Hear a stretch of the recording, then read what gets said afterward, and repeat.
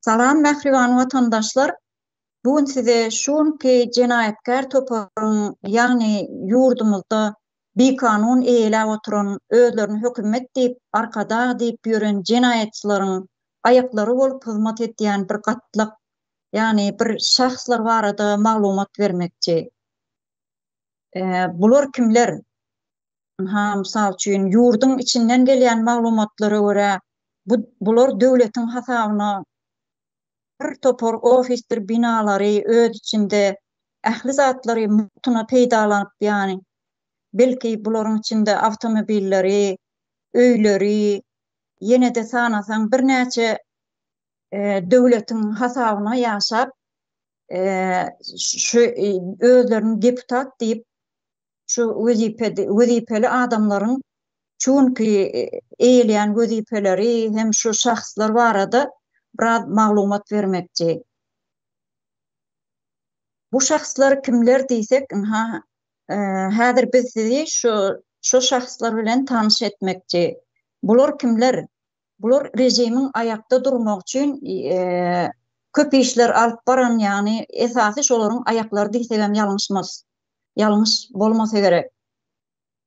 Deputat diýip bir topor kürsüni eýelä oturanlar, bular halkymyzyň agyrly meselelerini çözmekde nähili işler etipdirler. Yani halkymyzyň ýurtdan toplumlaryň göç etmesi, iýmit meselesi, işsizlik, aýgaraz sanasaň sana oturmaly bir topor meseleler bar. Şolaryň haýsy birine çözgüt gözläp netije çykarpdyrlar diýen bir sorag ortaga çykýar. Ýa-da bolmasa halkymyzyň bir toporun çärelerden çärelere sürüp ýa-da paýta toplamakda işledip milleti hasta soğutsuz, jahil, bilimsiz bolup ýetişmeginde uly rol oýnan şahslar bolup durýarlar. Şunkun bizem bulary gündeme çykaraldy diýip şun bärik toplandyk. Watandaşlar, sizem salamlaşyň. Hoş geldiňiz Leyla hanym, Bahar hanym. Ondan soň gepleşigimize başlaýyn. Hoş bulduk. Salam yurttaşlar. Berdaşlar, salam. Hoş geldiňiz ýene bir gedek watandaşlar. Şunki gepleşigimizde biz şun özlerini deputat diýip atlandyran, yani Türkmenistanyň mejlisiniň deputatlary hakda biraz gurrun etmekçi. Biz olary sanap geçsek, şu ýerde men häzir biraz tanışdyrayyn şu şahslar bilen. Gurbanow Maksatberdi Islamberdiýewich, Türkmenistanyň mejlisiniň yerli wekilçilikli häkimiýeti we öz-özüni dolandyryş edaralary bilen işleşmek barada komitetiniň başlygy. Yani bu adam mejlise deputat hökmüne saýlanypdyr. Berkeliýew Toýly Jorakulýewich, Liwap vilayatynyň Kerket raýonynyň 5-nji orta mektebiniň himiýa mugallymy. Bu da mejlisiň deputat hökmünde saýlanan bir şahsyň biri.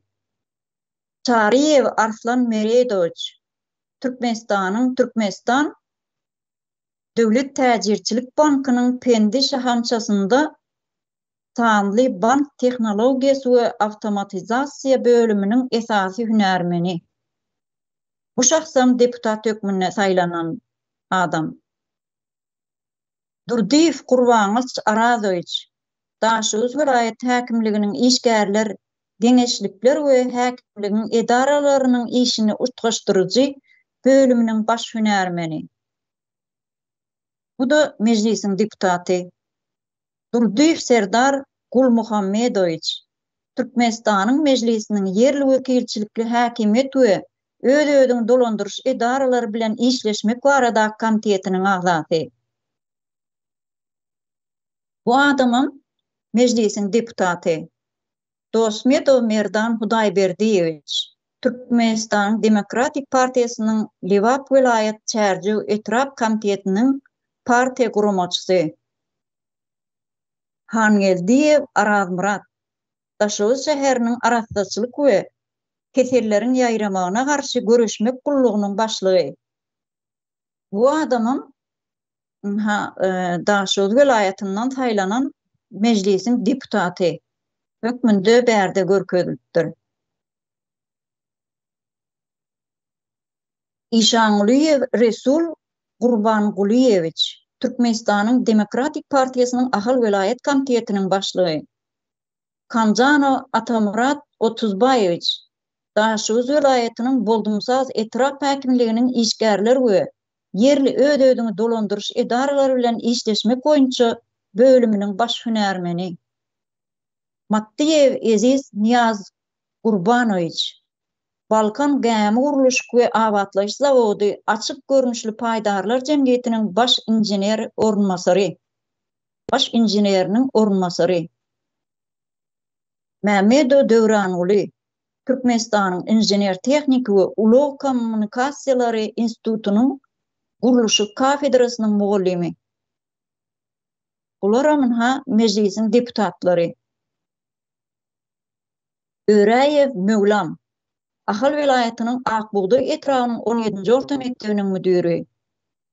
Rahmedo Ali Muradoviç, Mar vilayetiniň Ýolotun etraf hakimliginiň işgärleri we yerli hakimiýet edaralarynyň işlerini utgaşdyrýan bölüminiň baş hünärmeni. Rejepowa Çemen Sapar Muradowna, Türkmenistanyň meclisiniň yerli wekilçilikli hakimiýet we ödödüň dolandyrış edaralary bilen işleşmek barada komitetiniň agdaty. Sapar Orazgeldi Şamradoviç, Mar vilayetiniň Türkmengalanyň yüplük üçin kagy tegekleri öndürýän fabrikanyň ammar müdiri. Vatandaşlar bu şahsyslaryň hiç izi üzülenak, bular gaty kän.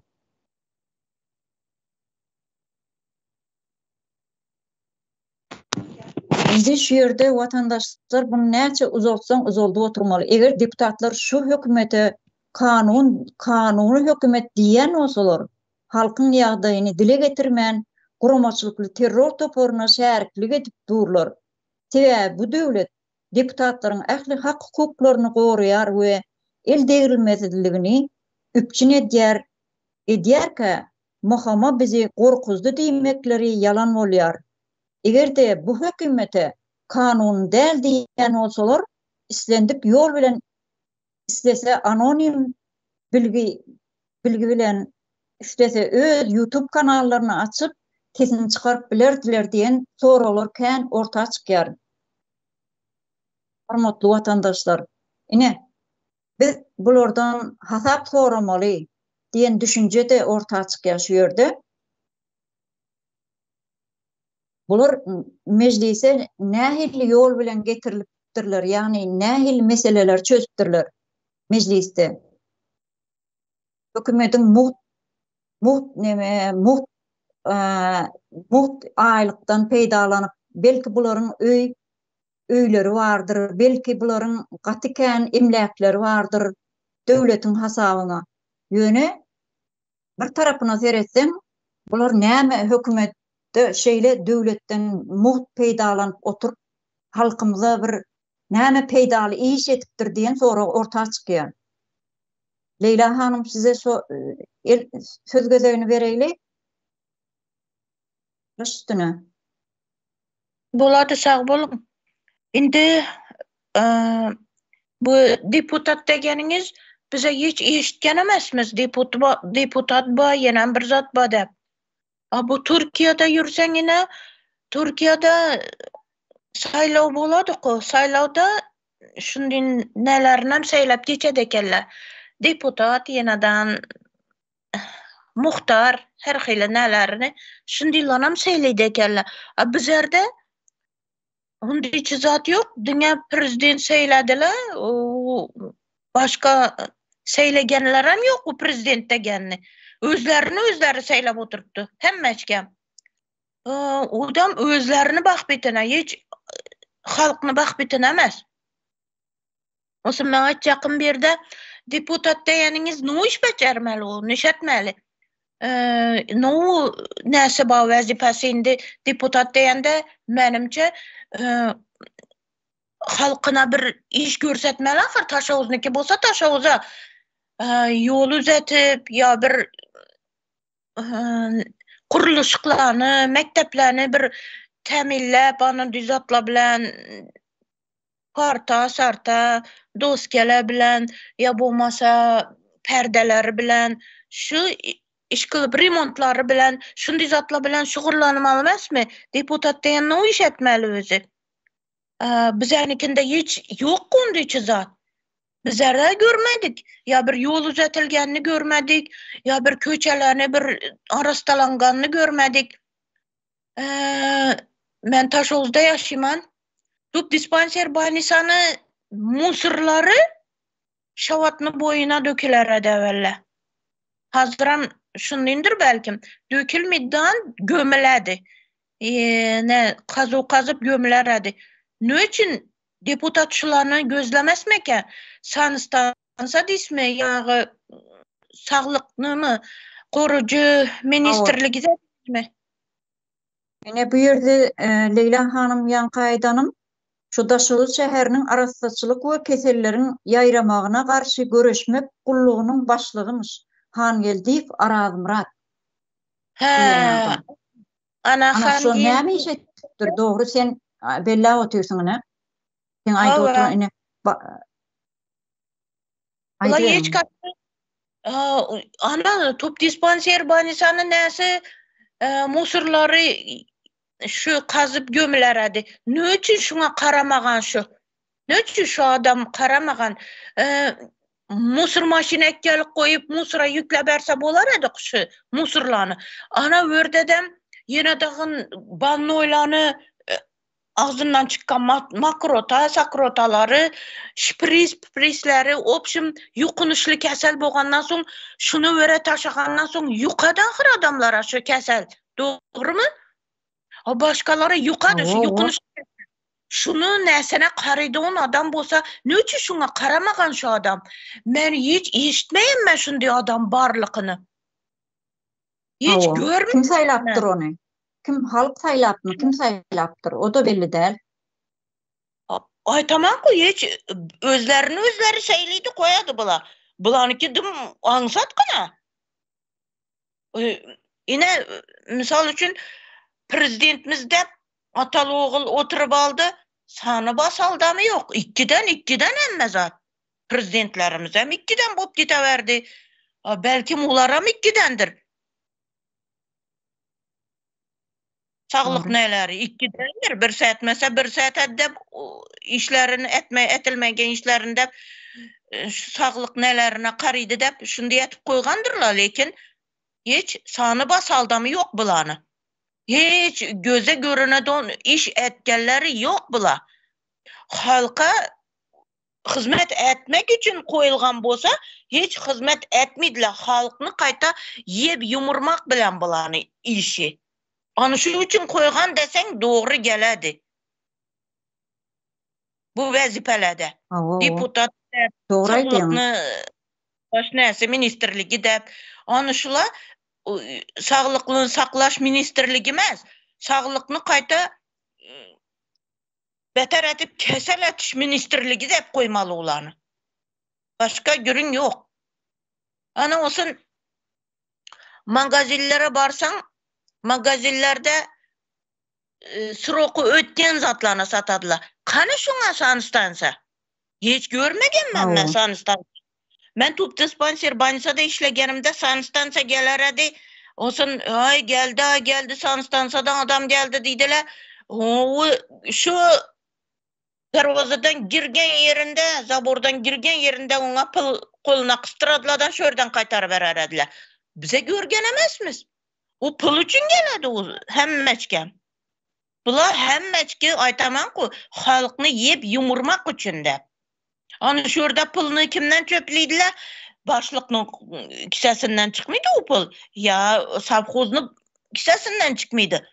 O pılla ini şu işkar sanitarke, mesistra, şundin pes işkarlarını kisesinden aladılar cibesinden. Bu aylıkından kesip aladılar. Ana sanstansa geldi. seni işine gözekçilik etti, seni işine gep taptı, şunun için senin endən pul aldık, deb anşın deyip kesip verediler. Anam bize görgen emesmiz.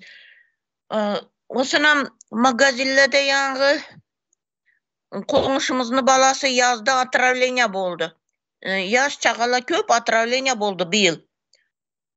Ötken yıllarını bilmeden bir yılgısını açsam, leşkele sassıgan, leşkelerini sattılar, ondan atravlenya boldular. Mani kurpa, kurtlagan mani kurpa satkallar. Ana ondan atravlenya boldu. Ana şundan bolup köp bağala öldü. Kanı buna kim cevap vermeli? Kanı deputat degen o iş ne etmeli? Niş etmeli o? Ben düşünmedim bulara. Edil şu meseleler çözecek adam şu Daşoğlu şäheriniň arastatçylyk we kesellerin ýaýramagynyň öňüni almak gullugynyň başlygymyş. Han geldik Araz Murat halkymyzyň gowy bellep tanamasy gerekli bu adamy. Näme iş etip durna şu? Sen aýda otursyň Daşoğluda bolup geçen ýagdaýlary. Halkny bula yep ýumurmaka geledi. Onu saglykyna karamaka gelmedi. Qayta kesel etmeke geledi bula. Kaçsı gesedem. Deputat bolsun, saglyk ministri bolsun. Şundan dep düşünemen. Bolady sag bolun. Soň ýene söz alarma ýene. Sag ol Leyla. Edil sen aýdyşyň ýalyna şu.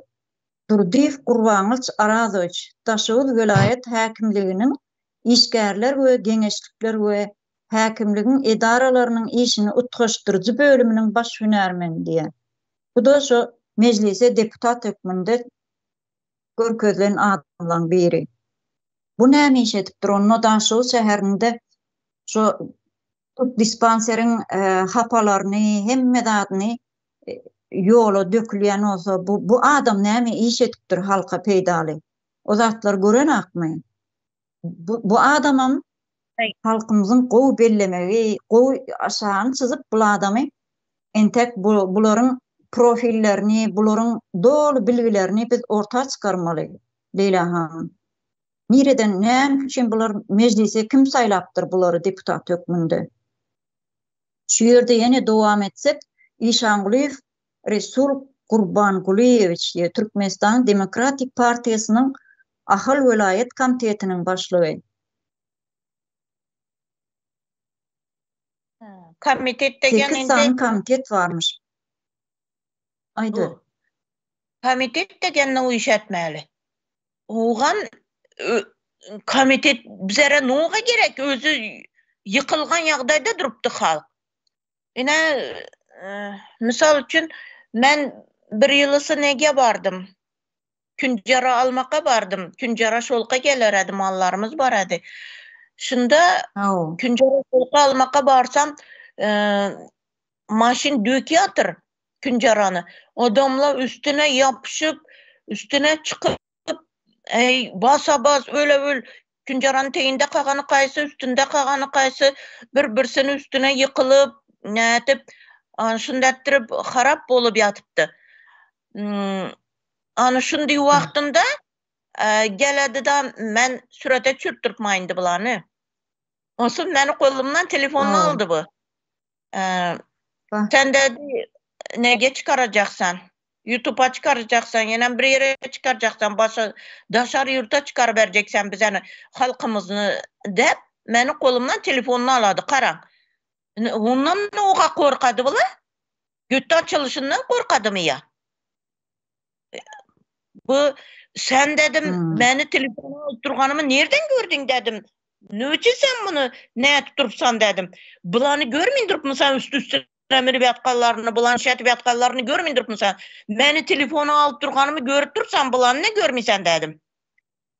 An şunda ettirip meni kolumdan telefonunu alıp getdi. Özü bir prostoy Nokia telefon edi. Mında kamerasyny açıp mında ettirip prosto bir alıp durup edimden şeter ekende. Ana şunu gördü, şunu diyet geldi. Gör bu iskovçu it bula, it. İnşindi zatlarını aladı.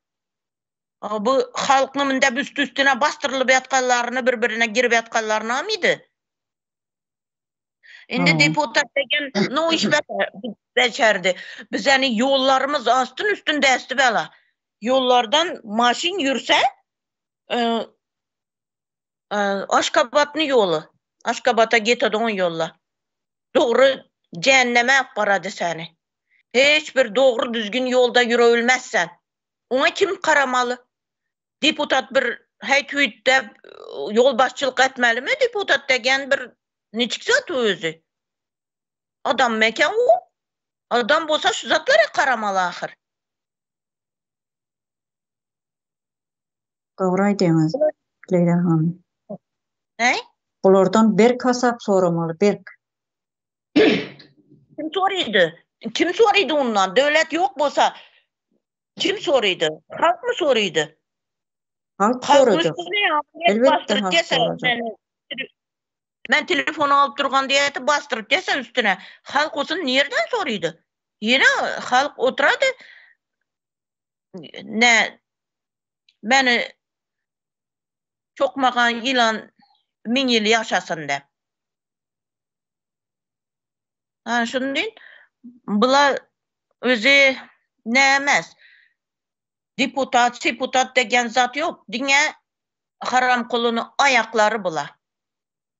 Halkның kozgalmasın dep, halk hakkını soramasın dep, anı şuna yügürdeklik etediler. Bu anı başka yissat emez. Deputat yok bizerde.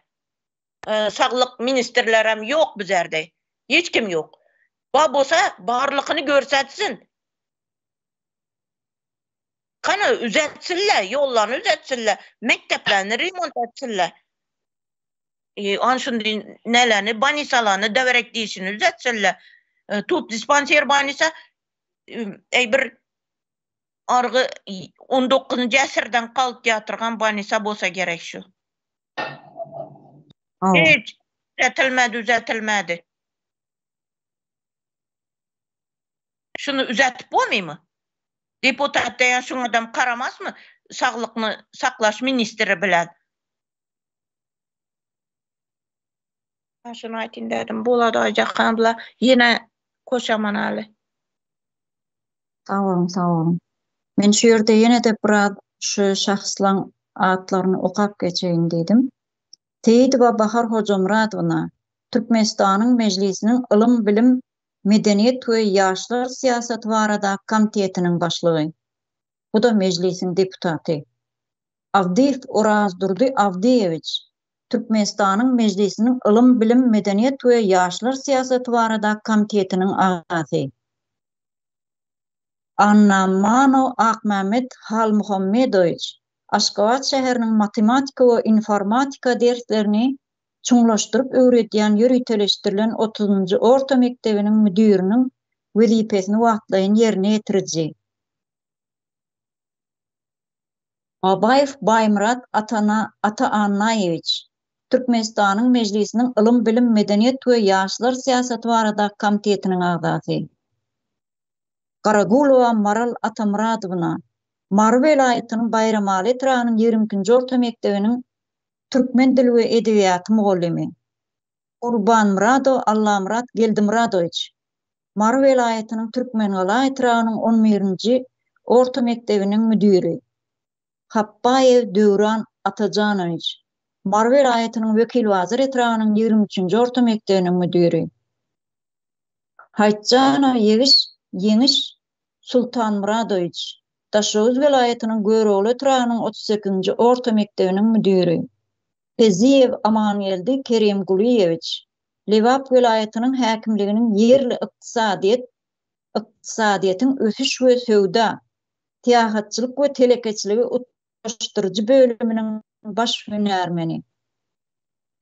Hojiýewa Maýa Annegeldivna, Medeniýet ministrliginiň Türkmenistanyň taryhy we medeni ýadygarlyklar goramak, öwrenmek hemde rejelemek baradaky milli müdirliginiň garamagandaky Abiwer taryhy medeni döwlet gorawhanasynyň ýolbaşçysynyň orunmasary. Keriyev Ýazpolat Nurpoladowyç, Türkmenistanyň Magtumuladna ýaşlar guramasynyň merkezi geňeşiniň başlygy. Baýba. Maýaýewa Annabat Amanguliýewna, Balkan vilayet baş bilim müdürlüğünün mektebe çelli bilim terbiye we mektepden taşlar edarlar boýunça esas hünärmeni. Musaýew Ataýeldi Amangeldiýewич Türkmen Owagçylyk Institutunyň agronomçylyk fakultetiniň Jemgyýeti öwrenç ilmlary kafedrasynyň muallimi, agronomçylyk fakultetiniň dekany. Onun näçe sanadan soňa var bu adamlaryň. Olary biz orta çykarmaly ýurtdaşlar. Bunu gowy tanak goýmagymyz gerek bizim. Bunun içinde bank işgärleri var. Bank işgärleri var olsa, misal üçin şerde burada belläp geçmekçi, bizim yurtdaşynda okuyan studentlerimiz, taliplerimiz var, yaşlarımız var, oğlan gyýlarymyz. Olara näme üçin pul geçirmeni haklar onu bular. Banklar gowy işleyen bolsa, bank müdiri bir yerde barine. Olar näme üçin o işleri yerine ýetiren? Bular boş-boşuna kursyny eýelep, döwleti iyi oturan adamlar, halkyň hakyny iyi oturan adamlar. Ine şu ýerde bir misal üçin bir elektronik bir tawar alsaň, ýani bir bilgisayar ýa-da kompýuter ýa telefon alsaň, şoň bir şuny aljak kitapçasy bolýar, elim ýaljak. Şoň içinde şu elektronik, şu neme, misal üçin şu kompýuter nämäni ýerine ýetirýän funksiýasy ýazylan. Hem oňa marketler sana neme basyp berýärler, garantiýa basyp berýärler. Indi bu ýerde bu adamlar şu meclise deputat saýlanıpdyr. Bular haýsy funksiýany ýerine ýetirýän bir soraglar, kän soraglar ortağa çykyp başlady. Bundan biz gündeme çıkarmaly, orta bularyň has bilgilerini has içkin öwrenip halkymyza ýetirmeli diýen bir pikir orta atdyk biz şunun ha. Şu ýerde Bahar size söz gözek bereli. Senem öz pikirlerini aýtsam. Başdyna.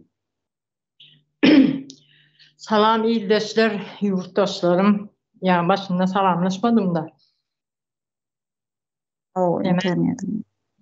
Aycahan hanım şu deputat deydin bir topar nemeler sanadın da bulan hemmesi häzir işle banka işleyem kalar ya bularım biz ýaly nemerki maka Türkiýe, Russiýa işlemäge çykyp gitdiler maka. Şu wezipede banka şular. Var adamlar, jiboy adamlar, döwletiň boş-boşuna ýanky döwleti iyi oturan adamlar. Halkımıza bir peydalı bir iş edip mi biz şoň üçin şu soraglara jogap tapyp bilmän şulary atlaryny ben sanak geçdim ýani. Näme bilen biz boşuna ofisleri zannetlep oturan adamlar bular. Ben Aşgabatda işlem wagtynda ine şu ýaly işgär adamlar neme diýär? Köçe süpürýär diýip aýalynyň adyny ýazdyrýarlar. Oson oň ýerine özleri işlemýärdi, maňa mende baran işleýän aýlyg. Men mesela men şoň ýerine işleýän, ýöne men aýlygym alýan. Ýöne men pensiýa çykmaýan, o çykýar pensiýa. Oson aýalanda elinden almaly ýaly, bunu nerden aldyň diýmez ýaly. Aýalym köçe süpürdi, oson oturdu, durdu jaýy. Şeydip jaý aldım diýmek üçin edýärler-de. Menim oýladym bu bir topar deputatlar var, bularym şu adyny ýazdyryp bir ýerlere gidiberdim kadydynda. Bu nämeden? Ine könürgünçde arasaçylyk bölümi diýip ýa ýazdyr da arasaçylyga seredýemşin. Ýaly biziň halkymyz gaýratly, çydamly halk. Eger başga bir ösen döwletleriň halky bolsa, olar var ýaşamazlar, kesel bolup ölerler. Ya hayvanın aşağına ders olacak nemeleri var. Yağa uyuyandır. Yağdanam alıp halk su iç yağın boyunda yaşayan hocalıklar su içiyor. Ben anık biliyen şunu. Yani yazın onu dolup akyandır. Bedre alıp plak oluyor 36 neme litrlik.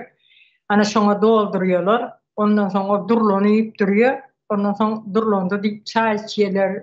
Nahara uyuyorlar. Öğler içiyorlar. Çay demlen wagtyň çayın bulunçak bolýar. Gara çaýmy, goýak çaýmy hiç tanamaýan da içiberýär. Kışına ýazyň güni ysy bolýar. Kışyň güni bir ýagyş ýagýar, könürgünçde men könürgünçli. Könürgünçde üstünden gaýyk bilen gezmesem gezip bolmaýar. O bärki derdi Türkiye'de ne giyyen ayakkabılarımıza batık kalıyor o yerde. Ayaklarına çıkıp kalıyorlar. Köçe süpürgenip bir ayal geziyor. Ayağında da rezin kövüş, kara kövüş oluyordur. Bir var oluyordu sayıyor dövrünü. Şu kövüşten hem giyiptir, içinden hem yuncarak giyiptir. Bulamak olup yatanı süpürdüm deyip son yüzünden şeyle süpürüp geçip var ya da tekizler. Nerede bu arasatçılık? Hani şu yani kahan yer deyip mi, han guluyup mi? Çünkü nemede o hak geçti Arslan Bey şu hüves bilen dinleyen tüyleme şöyle olanlara katı kuvvetli, sağdadan şeyle düşünüklü getli. Kaytalak dinleyen onun için. Şolun bir top nämen kulluk yöne kulluk kul diye halkı kul etip oldu. Ne bazarın içine varayan arasatçılık var. Musup dökülüp yatır. Balnisalara varayan sonra radom ine birinci etajı travmatologiya, ikinci etajı radom, üçüncü etajı xirurgiya. Şonu yaldır. Terapiya bir tarafı, iki bölüm bir tarafı xirurgiya. Ine men şu Türkiye qaytmadan çağı doğum yapyandır. Çağı doğum yapanla çağın yoldaşı oluyordur yanında. Çağı doğuluyor yanında nedir? Çağın ağrımlığında da yoldaşı çıkıyordur. Ana şoları şu anırı musura dip döküyor. Şu yerde itler ipliyor şonu. Hani yerde arasatçılık o yerden itiye, it ondan sonra köçü haylanıyor. Köçü de geziyor. İttir de İslam yerine geziyor. İyisi yok onun. Hani yerde bu arasatçılık. Ballisa'nın içinde tuvalet yok. Könürün caydıp durumunda da yine diğerler Aşgabat'ta içinde bara, buyurun akmı diğerler de. Yöne Könürün Cıngban Lisası'na yani Aşgabat değil, biz bara öz yerimiz bilir. Aşgabat'ta 3 ayağım var. Aşgabat'ta hem de dart var. Ya Aşgabat'ta yöne neme gelin bezaniyeli biz avatirler, o gelin maşini bilindirler. Cacık tüycük takıp. Şon yani biz avatirler. Yani Aşgabat'tan başka yerdeki Türkmenistan'ın yeri değil mi? Könürün video çeksin ve uğrasın, YouTube'a koysun göreli. Haysi yerine Badırcay'ın demedim berden Badırcay'dan çıkıp haysi köçeğe girsin. PMK tarafına geçiyorsun. PMK deyip terde şehir açıldı da. Şu yerlere geçtin, o yere vertolyotlu bir ama sana maşin gidip bilmiyor. Yani de maşinler çıdamlı yatıp durup gidiveriyor. Bir yerde adamları mindirip gidiyor, bir yerde bakıyor adamlar düşüp maşini itekliyor. O yerden çıkarıyor, ondan sonra yine miniyor. Bir gezek maşini adamı miniyor, adam maşini miniyor, gezekleşip varıyorlar. Yol yok. Saçılıklar yani kahan geldi mi, güç geldi mi? Olur nerede hani bir deputatlar ne işe diyorlar? Könürgüncün köçesine asfalt çekip başlat diye begene bir mağına vurrum veriyor bir uzakraktan konuşuyumuz da böyle köçeğini rahatla. O zaman ne ilet gördüyse ne ilet görürsün kağız yalı deyip dışarı kittiler diye üstünden hem diye yukarıcık diye asfalt diye de nemedeni bir santimdir bozdu. Yani yüzün köçeğin yolun yüzünü yaptı diye de ondan sonra taksi binip gidipdir. Neme Astrovski diye bir yeri var Könürgüncün. Şu tarafa gittim. Dağır edip. Yalpıldak durun. Ayna yalı yolları yok da.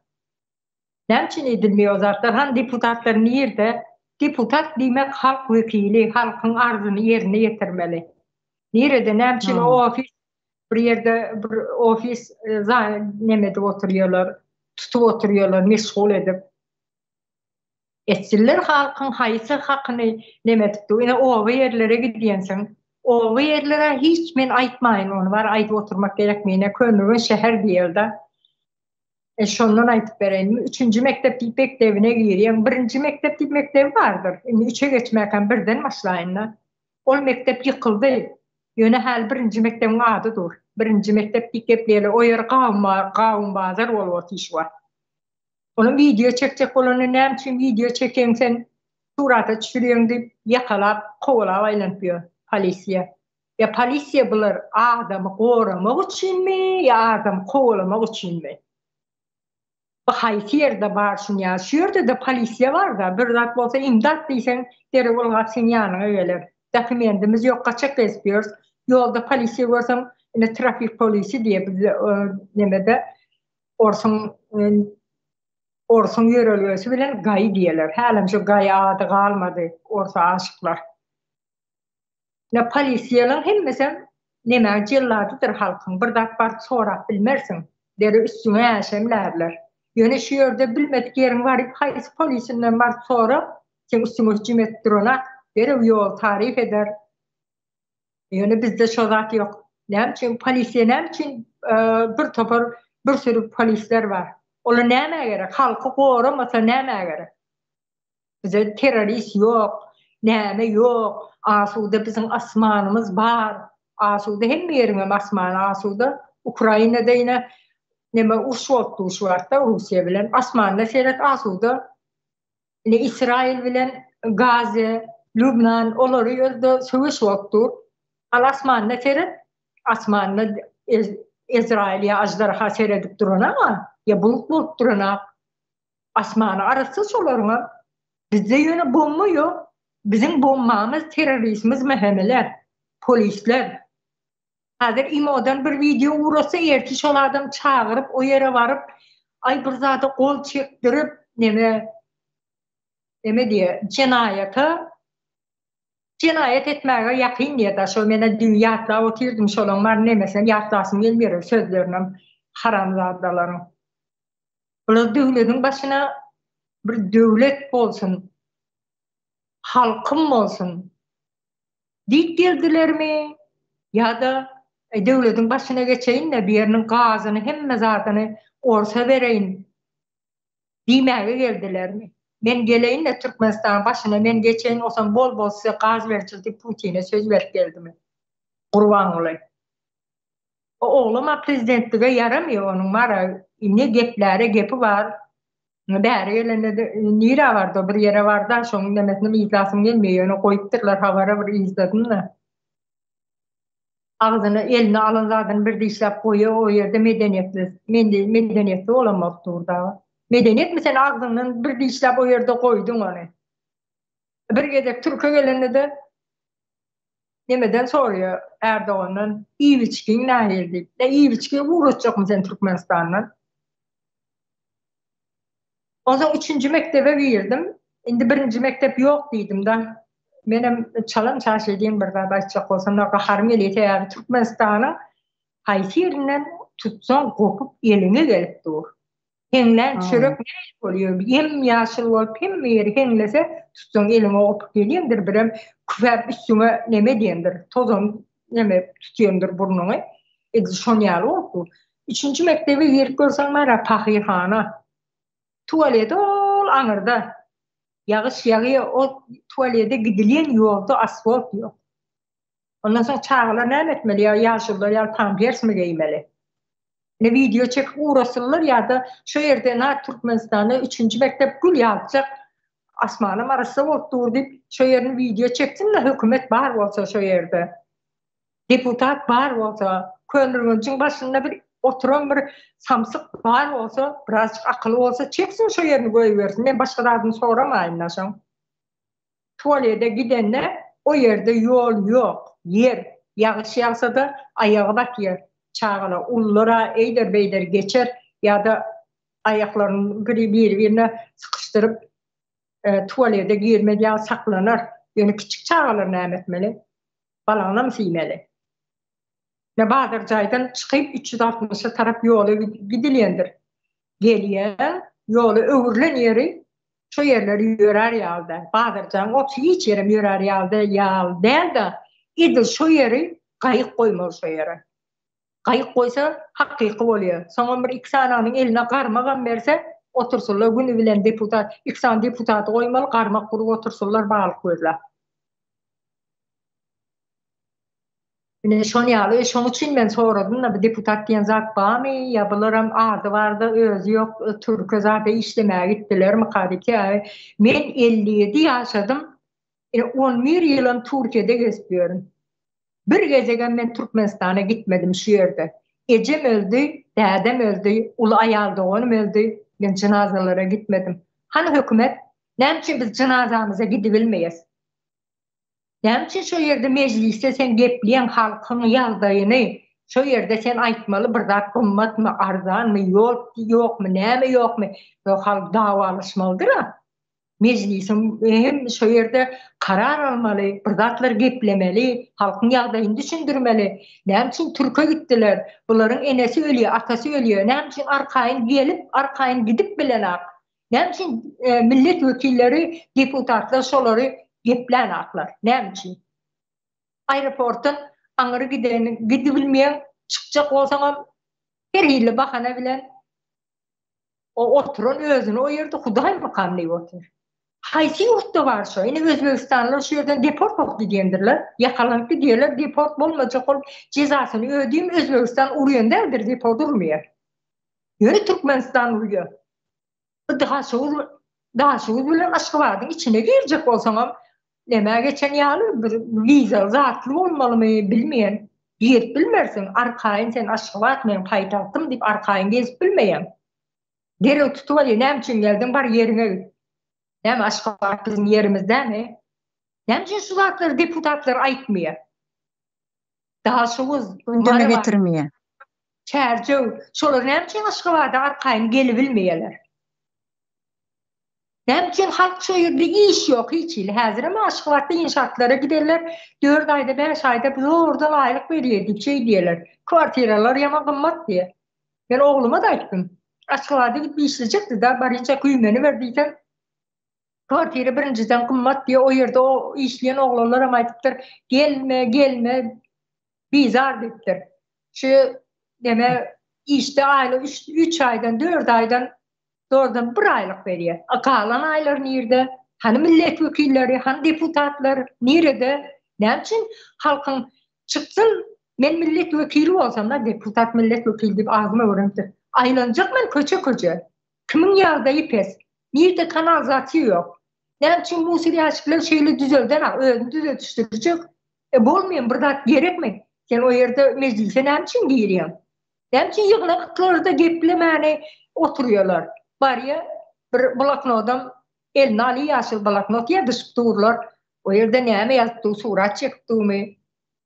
Ýöne ýaşyl bloknot bilýänleri. Deputatlar işe yaramıyor hiç ili işten aklar. Hiç gaýtam işten. Örneğin aylığa malyendir olur Bahar. Örneğin pul aylığa malyendirler. Belki ülörem vardır, avtomobili vardır. Bir topar emlägi vardır halkın hakkına iyi oturun. Jaýyňa men goýsyn saýlap alýar. Olar jaýyny ýerden salýar. Men näme üçin Türkiýede işläp ýörün? Men näme üçin jaý tap bilemek? Men çağalarym bakaýynmy? Çağalarym şu an iş ýok. Men çağalarıma bakmala. Nereden jaý salýar? Olar o ýerde oturup Türkmenistanyň açlygy, işsizligi var. Nereden o eýli bir kaşan jaýlar salýar. Ýerden satışa çykaryp atýarlar. Ýene de bir ýere erken video çekdim, men ogluma da näme köndürmüşden çykmaly däl diýen pasportyna belli urtdur. Hiç ýerde habary ýok, zady ýok bulan viza taýarlýar, Russiýa gitjek diýip aýny biletini alyp aeroportda baranda öwrenýär. Näme oglumyň özü kazan tapdym o puly. Men bärden uğradan pullarymdan ýygnaşdyryp $1000 berge girdim. Näme üçin köndürmüşden çykmaly däl diýen peçar durulýar. Akyzma da şeýle. Näme üçin iş ýok? Türkmenistanyň hiç ýerine iş ýok da. Biz hemme kişi Aşgabat'a gelmelimi? Aşgabat'da işlemelimi? Näme diýip ýykylan käbä diýemi? Şonu ýaly ýöne aňruç aýagyna bir aýakgalyny täzeler Aşgabat'a gelýär. İşlemäge o ýerden burnundan getire berýärler ol aýlygy. 4 aýdan 5 aýdan bir aýlyk bermeli. Onsoň namus däme sen başga daşary ýurtdan gelen türkleriň elinde senin öz milletin işläp ber. Milletin bolmasyn sen Türkmenistanda şu ýerde Özbek Türkmenistanyň watandaşy dälmi? O ýerde Kazak diýeli başga başga milletler bolsun da sen Türkmenistanyň watandaşy. Näme üçin sen öz watandaşyň o ýerde gul edip oturýarsyň? Ay men Gurbanuly Berdimuhammed we oňam ogly Serdar Berdimuhammed we men şu soragy bereýin. Sen prezidentsin. Halkyň hal ýagdaýyna seyretmeyecek olsan sen başta qaraltı olup oturma o yerde. Bize gerek değil on yanak adam. Bize qaraltı gerek değil. Bize qaravul hiç Türkmenistan'dan dışına çıkmasın deyip qaravullap oturan qaravul bize gerek değil. Biz özümüz qaravullap biliyiz. 11 yıldır ne şu yerde gezip görün men bir oğurlap ekip baranak. Bize gerek değil. Yöne bunlar oğru. Öde prezident, men diye prezident. Dördüncü yerde duruyor diye. Ha burnuna var şu vatına kayçın. Soksan onu arası olamalı onu kuvvet. Şeydip gepliye. Keminane. Merdan Muhammedov ne için oğurladılar? Şu Türkmenistan düzeltmesin diye oğurladılar. Akıllı adam öne çıksa öldürmeye öğrendiler de. Ne ovadan depede Sapara Clinton doğulları. Ne mi oldular? Şu yerde boluyor sen türmede otur plan çiğil ver. Şu yerde koca yerde saklamacı belli. Görünem ettiler. Barandan sonra o yama kovucu kat verirler. Öğrençtiler de alanlı yok et. Senki bolmuyor bu diyen yok et. Yine şu oka oturan nemelen vardır. Deputatlar, yal yağısı. Onların içinde bir tane hukukçu yoktur. Ya Türkmenistan'da hukukçu yok. O hukukçuları öldürüp yoğuttular. Türme at, ne halif. Kim halifi? Armatur bilen urulu öldürdü dedi. Ne armatur bilen sen uru öldürür ya ne etti o? Serdar verdi Muhammed'in ya da mehemelerin getirmemasın. Kıyızının kıyızlığını mı aldı o? Kıyızını mı zorladı? Kan algısı mı var? Adam öldürür yani. Şulan hemmesini, deputatların hemmesini bir yere cemle Kemine'nin, Merdan Muhammedov'un 3 gün kısıçan bokuna değmiyorlar. Tırnağına değmeyin da, tırnağına değmeyin. Tırnağa katırıldır. Şunun 3 gün bundan önce sıçan bokuna değmeye şu deputat diyenin, meheme, polisiye, Berdi Muhammedov'lerin atası, oğlu, kıyızı, heleyi hemmesen şunun sıçan bokuna değmeye. Bir cegedek şu oğlandan barıp bir akıl sorasılar, biz neyme derdik. Bir ağızdan giyce uğuklap yatir Kemine'nin tursundan bir sonra versin, gözünü açar açmaz, uykudan açılmaz sonra cevap verebiliyor. Tabi Türkmenistan kurularının sonra şuların hemmesini bir yere cemlesin, sonra ver şulara, bir sonra verebilmez. Değil mi? Önüne geliyor, arasıca iyiyeler, tuvalede var ya götüne artman sıçıyorlar. Başka zaten, sonunda da özünü oranaklar. Yine Serdar geldi, Türkiye eline geplemeyen oranak. Atası geldi, gelip mankalap, ya burada da çekiyormuş onlar kaman mı? Bilmiyor, o yerde böyle peynekte yaptı. Türkmenistan 4. yerde duruyor diye. Şu altında bir çıkıp da onu soru verse, sen 4. yerde duruyorsun baylıkta. Halkın ne için şiirde, şiirinin karnları aşağına rısalapıyor değilse, ne cevap verecek? Yani senin Türkmenistan'dan kıyızlar, zinarlar dışarı yurda çıkıp Türklere eğre var oturduysa ne cevap verecek? Bizim Türkmen erkeklerimiz yok mu? Türkmen erkeklerimizin çoğları iyi iş olsa hem zaten çoğları medeniyetli olup bilir. 50-70 oğlanlarımız var bizim. Yani 50-70 oğlanlarımızı yere vurdular. Onun ruhunu öldürdüler. Şu atlıkça şundan varat. Sağ ol Baharcan. Beren gurrunların için. Bunların hemmesi vazifesinden gitmeli adamlar. Impeachment edildiğinde dünkü de meclisin azaları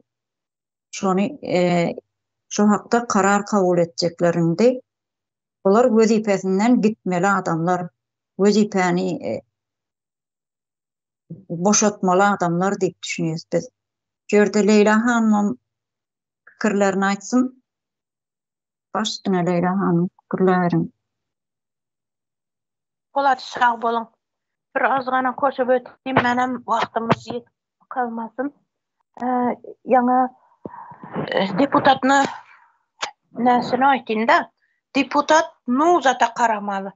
Kana ina bizani ilvani çağalarımız ba yurtumuzda şu ilvanitlere pul ne beriledi dedi. Joy beriledi dedi.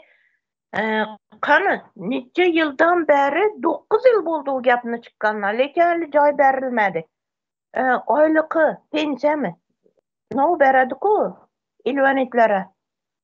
İlvanit pensiyasını beredik o. Onu şunam doğru düzgün vermeydiler. 2 milyon mu? 3 milyon mu? Şundi beredi. O pampersine yetmeydi o çağalanı. Kesel çağalanı pampersine yetmeydi. Şimdi bu deputat degen şulanı gözlese yaxşı bolardı menimçe. Ba bolsa. Osunam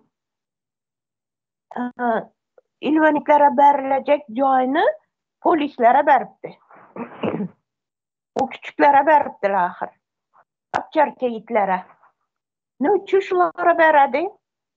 O karamkulunu on ayakı bolğanı üçün şulara berediler. İlvenitler bilen ne işi bulanı? Halkını görülmündürttü bula. Şunda ilvenitler nereden görsün? Ayakta yürgen halkını görmeydi bula. O sanam sağlık ministri 360 pirimizde şekavratanı nesi var? Meçti. Şu meçte dedi adam oturup bilmedi dedi.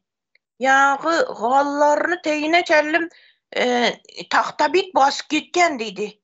Tap kenedin ullu dedi. Yine şu Çercö'den, Mar'dan, Aşkabat'tan gelgen ziyarete gegenler yatadı zordan dedi. Şurada yatminam çıkadılar dedi. Efsus nişetsizler. Ziyarete gegenden son yatmalı boladılar. Yat gitmeli bolsa yol uzak. Olsun şu tahta bit basıp yattı dedi. Даже şu duvarlarına çelli yürüydü dedi. Tahta bitler dedi. Ana şuna seyretsin. Sağlıklı qarıydı onlar. Olsun bakara bula siz aytıp öttünüz ya mekteplerini, tuvaletlerine şundap baradı çağala dep. Figurni katanya oynap baradılar çağala. Bu neden? Yolları tep-tekiz boğanı üçün. Olsun bizəni Boldumsaz rayonumuz bakı. Boldumsaz rayonu Kalilinski evvelgi hazır Boldumsaz deydiler. Şunu Komsomol degen nesi var? Kolhozu. Şunu yoluna getirdiğin yol astın üstün testivela. Doğrudan yapını boyundan mı bir paxtatısın içinden mi şundattırıp getediler. Burada da mindi kolhozlu töründe yaşaydı ola bizəni yakınlarımız. Şulan aytadı gaz yok dedi. Komsomol kolhozunda gaz yok yazına. Yazda ayttılar bu gapni. Hele bugüne çelli gaz yok. Yazda odun yakıp nahar atargalar dışarıda. Şunu diyetip gün gördük dedi. Indi kıştan şet gün göremiz dep oturuverdiler. İnan hazır ondan beter boldu indi. Ana şu yağday bizani yurtumuz sağlıklı qarıydı onlaram yok. O minister degenleriniz cibisi üçün, halka zulüm ötkezmek üçün, halkın hakkını yemek üçün. Deputat degeninem şu, başkası da şu. Olsun ya Komsomol kolhozunun nesinde mektep baramış. Mektebiden tuvaleti tahtadan salıngan dedi. Ana.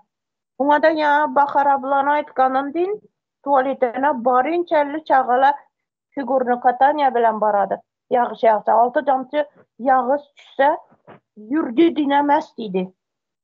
Tahtadan yasalgan tuvalet oylanıp görünler. Onu içinden nişedi oturup boladı. Girip çıkıp boladı. Birisi dedi erkekler için, birisi kızlar için dedi. Ana boğanı şu. Yine sizlere sağlıklı qarıydı o ministerler. Ulan nere qarıydı? Asuda asmana qarayım ekenler? Halka qaramayın. Ne o için ulara vazife berilip koyuptu?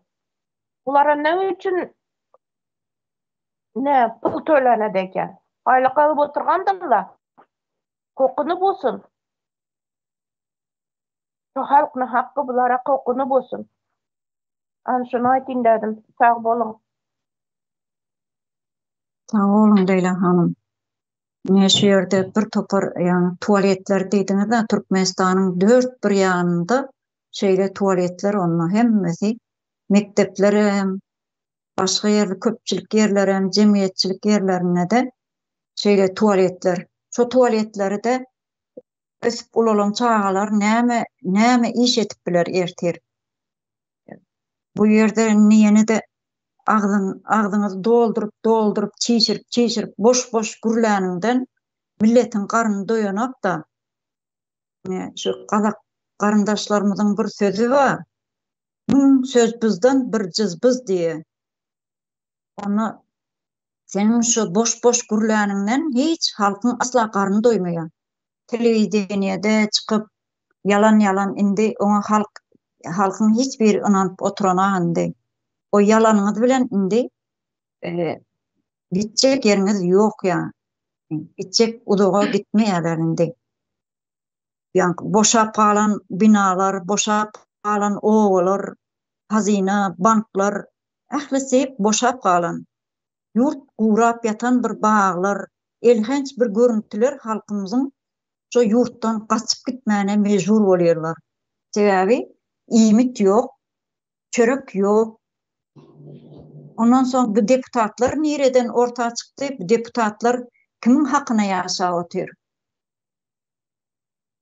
Elbetde şu garyp halkyň hakyna ýaşap otyrlar.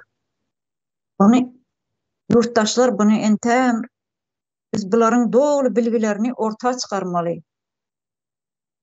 Bize gaty derur adamlar bular. Bahar hanım aýtjaklaryň barmy? Aýtjaklarym gatykan da ýöne hiç daňatynça otururum garty gorkyn da şoň üçin biraz azaldaýyn, gysgaldaýyn. Saparlara da goýalım. Şu keminäni şu ýerden ogurlap äkidip bular eli ganly öwrençdiler de neme äkidip türmäge basyp şeýdip näme diýe mazalda agzymyz ýene bamy gyýjyňyz diýilýär. Şoň ýaly agzy tagan işiniň arasyna et galdy. Indi ol Türkmenistan içindekiler diýe de ey Hudaýyndan tapsyn, güýçliden görsün. Ýok, sen güýçliden görme, bizden görersiň. Halka da var şeýle neme diýen. Ine misaly biziň enemiz, atamyz namaz okuýardy, dilek edýärdi. Namazyň soňundan soň, nahar ýenden soň öllere baş edýändir, ondan soň dilek edýärdi. Allah'ım neme bir akıl ver şul başımızdakilere, halka merhametli olsun. Mescitlerde men barınna yaşlılar neme diyen güýçliden versin. Şeýdik gepler. Sen özüň hereket etmezen bir yerden nemeden gelip näme Bruce Lee näme o Amerikanski kino öýdýänsiň. Bruce Lee bardyr. Bir ronda näçe adamy gyryp düşürýändir. Nemede ýykýandyr da garaz. Şolar ýaly näme sana özüň gazanmasaň sen bir ýerden Bruce Lee gelmeýär Türkmenistana. Ine keminämizi ogurlap äkitdi. Pikirine gelýändir. Men näçe owadan depede näçe adamlary öldürdüm. Men ýaman içim rahat. Bularym kämir gepläni agam diýip. Ýöne şu keminäň ýekeje ýerine birje pitiklenen bolsa barandan soň jogap berersiňiz. Sizden eyle bir bizim bir ağrımız vardır. Dini öldürmek değil. Keminäni şu yerden äkiden wagtdan kemine şu yerde ımjyldy. Onun için jogap berjeksiniz. Yabancı şubada oturdu, o yere süýrekle, bir yere süýrekle kemine ımjyldy. Onun için jogap berjeksiniz. Türkmenistana baransaň sonra gödensiňiz, silterlänsiňiz. Biz indi urdu diýip bilmeýärsiz. Urmarsaňyz diýip bilýärsiz. Yekece silten olsanız onun cezası size katı ağır keseler. Katı ağır. Fikir etme bular indi çıkış edip biraz ağır verdilerdi. Biz sizin birazcık yüpünüzü nemede otuyoruz. Yüpünüzü uzinden birazcık uğradı otuyorsunuz. Yani nilakçelli var ya dedi. Yüpünüzü uzatıp bir çekelersiniz. Sen o kurban oluyorsun. Serdarın o dip. Hemmesinin yeke. Şu yerde şu oğlan oğlanıp gelindi, şu yerde şuna ceza verilip dur deyip şu oğlana azatlık diýmäni kesin çıkarmanı oturan ne deputatlar. Hemme halkın mardanam var deputat, Lewapdanam var, Daşoğuzdanam var, Aşgabatdakilere aitmayın olur, elbäbek, gülbäbek ýaşaşyp görler da. Aşgabatyň deputatlary hemme halkın bir yetmezi olsa yetirmeli, bitmezi olsa bitirmeli. Şu 25. Ağustos günü ayaklanın dedik. Näme üçin şu deputatlar hiç ses çıkarmadı. O Türkmenistan'ın oğlanı däme kemine. Häzir Türkmenistan guru otyr, näme üçin guru otyr? Bir özüne mi? Ol institutu, näçe üniversiteti gutaran oğlan. Akıllı yerinde şu an Amerika gitse el üstünde saklayalar onu. Daşar yurtlara gitse. Yok hiçsine de gitmedi. Täzeden Türkmenistan'ı guralı halkın erkinligi üçin dip görüşen oğlanı şey oğurla vakitliğiniz size adam oğurlamanı ine täze Türkmenistan'la size öyle bir görkezersiz. Yani hiç tat görmediniz indi görürsünüz. Siz şu orsa tutun sırtınızda ya orsa hani orsa sizi kutorsun da halkın elinden. Aklınız olsa deputatlar halkın tarafına geçin. Mehemeler var. O polislere aitmalı. O triyakı ayağın süpürüp üstünden geçip gitmeli. Triyakı olur. Ben tuvalet bir nemeden mehemeler deyse de bir polise git bana tuvalet kağıdı getir. Ben tuvalette otururum deyse dine getirip vermekten götün süpürüben veriyorsa olur. Polisler siz şu derecede eziksiniz. Halkı ezmekten başka işiniz yok. Korkuzmaktan başka. Niye reçelli korkuzarsınız? Size öyle bir korkuzarlar. Yermäge deşik tapmarsınız. Ejenizin kam dar geler. Yermäge. Şonýaly Türkmenistan'ın hiç ýeri bitin ýeri ýok, Aşgabatda başga ýeri. Ene marda möçek ýapaýar, Lewapda da bar diýe. Krasnovodda haýsy öýe bar, kwartira göçden tartabit, bıgır tartabitdir. Şo öýüň içinde peşana urup ýatylýar. Men özüm Krasnovodda 10 pil Aşgabatda işledim, Krasnovodda da işledim, ýöne çörekde işlemde 10 pil işledim. 2 ýyla ýetmeýär men köçe süpürüp işlerimde. Ne bu zatları köp gördüm. Krasnovodda 2 ýyl işledim gerek, 3 ýyl tosny ýadyma çöna. Aşgabatda işledim galan ýerine. Halk goýun ýatagyny, towuk ketegiňi, aşagyny sama suwa bilen suwap, töweregini de birje bir gat kerpiçden örüp kwartira verdiler. Üstüne ýöne aňyr bäri kardon kagzat bilen basyp üstüne şifre etipdiler. İçine de kiçiräjik peç kurup gaziantdyr içinde şey kwartira berip oturdular. Bire diýsen içinde gaýnýar bire. Biranyň biri uçup biri düşýär. Ene millet wekilleri. Siz niýeredesiniz? Näme diýiňiz? Diňe sıjak bir kabinetde oturýan çaňyz gidin owa ýerlere aýlanyň. Gidin Daşoğuzyň neme deputatlary bar. Aýlanyň. Niýeresinde näme kemçilik bar? Çykyn o ýerde mecliste ýöne çapak çalyşyp oturan garrylar bardyr. Olar diýsen arzuny aýtsyn. Boş-boşuna el çarpyşyp oturuyor o ýerde. Näme el çarpyny özlerim bilen ýerinden tur aýt meniň şu ýerde ýaşaýan men şu töwerekde plan zat kemçilik bar. Dip geple. Deputatlar geplesin. Könülgüncün ýağış ýağsa diňe şäheri men owa ýerine aýtmaýyn da motorlam gelip bilmeýärler, maşynlam, traktorly gelýärler adamlar. Men özüm 2014'te çıktım da ondan öňge bazara gelende traktorly asfalta çeli çykarýan eken o ýerde mesela pazik awtobuslar bar, sary, gök. Ana şu awtobuslar bilen gelýärler. Bizem şu ýerde ýakyn öýümüz. Osan gel işartyň diýip çay berýärdik. Kapymyzyň öňünde awtobusa garaşyp oturýarlar. Şu wagtynda gepleşip oturanda traktorly çykdyk ýola diýerler. Bir gece aýtmaýarlar, soň köý separ ýene gece aýdýarlar. Ne Gagarin kolhozy bar, Telman kolhozy bar. Ana şu kolhozlaryň hemmesem şeýle gelýär. Ondan soň başga neme kolhozlaryň adamlaryna näme o ýerde metrobus barmy? O ýollarda näme bilen gelýär? Traktor bilen ýola çykýarlar. Ne? Türkmenistan'ın ova yerlerinin ýagdaýy şeýle.